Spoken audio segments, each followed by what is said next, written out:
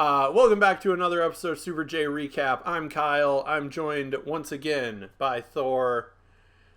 Face my banner. We've got another first round matchup. A guy who was very impressive last time around, and that being Gedo. This time, wrestling for his home promotion, Wrestling for War, against a guy who wasn't as impressive in the 94 Super J Cup, at least to me.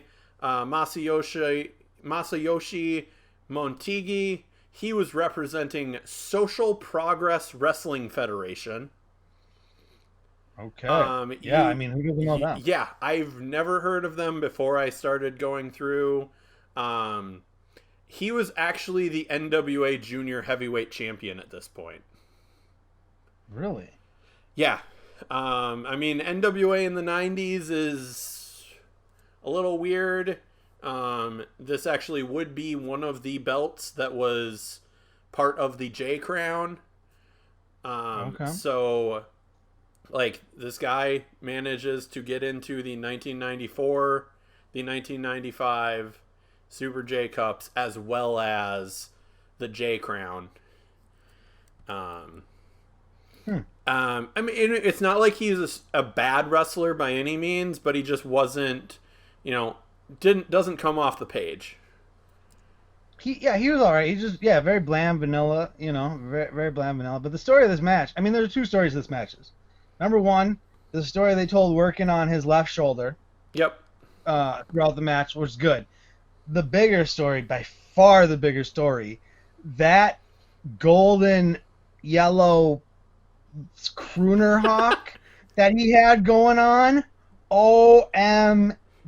Yeah, that thing. Gedo had in the red garb with just white blonde hair in this crooner hawk that just waved and it was glorious. And he was over as crap.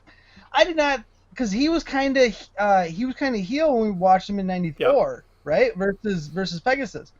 Versus Wild Pegasus, and to see him come out in that haircut with the adulation from the crowd, I wasn't expecting it. I really wasn't expecting it. I actually preferred this match in the first round more than the other match we reviewed for the first round.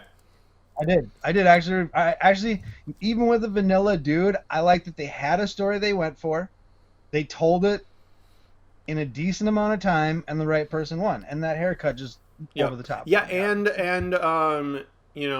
as we look forward to the rest of the tournament, obviously Gedo wins this matchup. Gedo makes it all the way to the finals.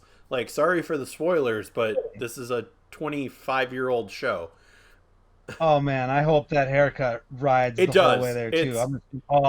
Let's ride the wave of that haircut all the way to the finals. Baby. Yeah, it's talking about the weird jumpsuit and like you said, the 50s style Elvis, That's it. I gotta actually send that to my buddy Lucas Calhoun and be like, dude, did you remember Gedo having this thing? And it was bleach blonde. It was so blonde. It's so blonde. He looks so different as a young man than he does now. You can still see it, because I know it, but he had such a baby face in this one. And the way they worked the shoulder on the outside throughout the opening part of the match, and that one dude, I don't even know his name, but we'll just call him Vanilla guy. He was really in control early on. Yep. And then Gedo took control. And you kind of saw the writing on the wall as soon as Gedo had kind of taken control that it was going to come to an end fairly soon. Yeah. One of the things that they ended up doing, which is why I had to point out that Motegi had the NWA Junior Heavyweight Championship, is he uses it. Yeah, that's right. He beat his. That's how he first started working on the left shoulder. I can never keep the shoulders right. That's how he first started working on his left shoulder. Was he started hitting with the belt? Thank you. I was gonna say that, but but yeah, that's how he first starts working that left shoulder early in the match. Yep. And actually, Montegi actually hit like a triple, like 3 German suplexes too. Into a bridge. Yep. Yeah. Triple German, It was and then followed it two up, German. with a Yeah. tombstone too. Yeah.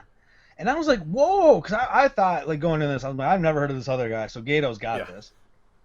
But then, like, after he hit all that stuff, and then he missed the headbutt. He missed the diving headbutt.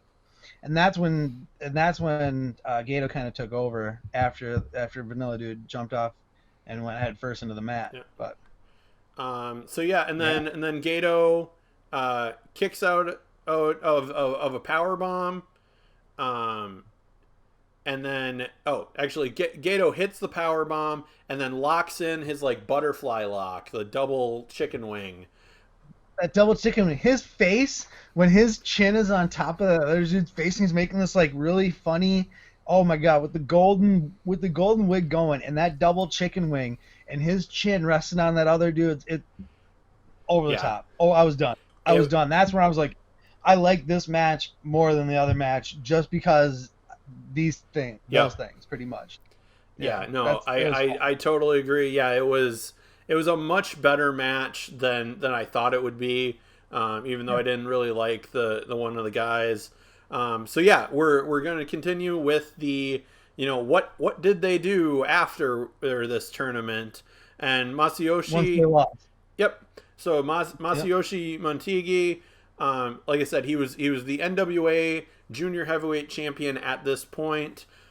He would keep that until the until the J Crown. Which would have been the next, technically into '96, but it's like 6 months later. Okay.